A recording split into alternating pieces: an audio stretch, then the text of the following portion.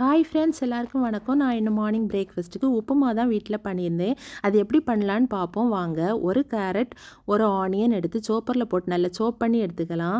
4 பச்சை மிளகாய், ஒரு சின்ன துண்டு ஜிஞ்சர் குட்டி குட்டி பீசஸாக கட் பண்ணி எடுத்துக்கலாம். இப்போ ஸ்டவ் ஆன் பண்ணி ஒரு கடாய் அடுப்பில் வச்சுட்டு 1 கப் அளவு ரவாவை இது போல் வறுத்து எடுத்துக்கலாம். அதே கடாயில் கடுகு தாளித்து உளுந்தம்பருப்பு போட்டு பொரிய விடலாம். இது பொரிஞ்சு வந்த பிறகு கொஞ்சோண்டு வேர்க்கடலை போட்டு அதையும் நல்லா பொரிய விடலாம். அதுவும் பொரிஞ்ச பிறகு கட் பண்ணி வச்சுருக்க பச்சை மிளகாவும் ஜிஞ்சரையும் போட்டு அதோட பச்சை வாசனை போன பிறகு சோப் பண்ணி வச்சுருக்கிற கேரட்டையும் ஆனியனையும் கொஞ்சம் உப்பும் சேர்த்து நல்லா மிக்ஸ் பண்ணி விட்டு வேக விடலாம்.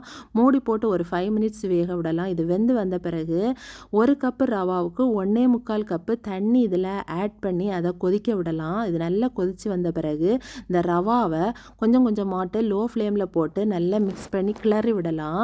இது இப்போது நல்லா வெந்து வந்துடுச்சு. மேலே லைட்டாக சுகர் தூவி இறக்குனீங்கன்னா சுவையான உப்புமா ரெடி.